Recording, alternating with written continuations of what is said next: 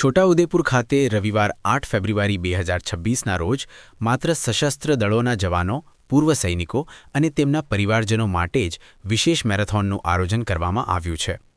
આ marathon run for આત્મનિર્ભર Bharat theme હેઠળ યોજાશે, જેમાં સૈનિક સમુદાયમાં શારીરિક તંદુરસ્તી, એકતા અને દેશભક્તિની ભાવનાને મજબૂત બનાવવાનો હેતુ છે. મેરેથોનમાં 1 kilometre kids run, 5 kilometre fun run, 10 kilometre support run અને 21 કિલોમીટર હાફ મેરેથોન જેવી વિવિધ દોડ કેટેગરીઓ રાખવામાં આવી છે.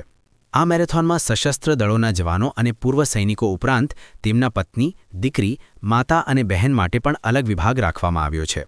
વિશેષ કેટેગરી માટે અલગ નાણાકીય ઇનામોની જાહેરાત કરવામાં આવી છે.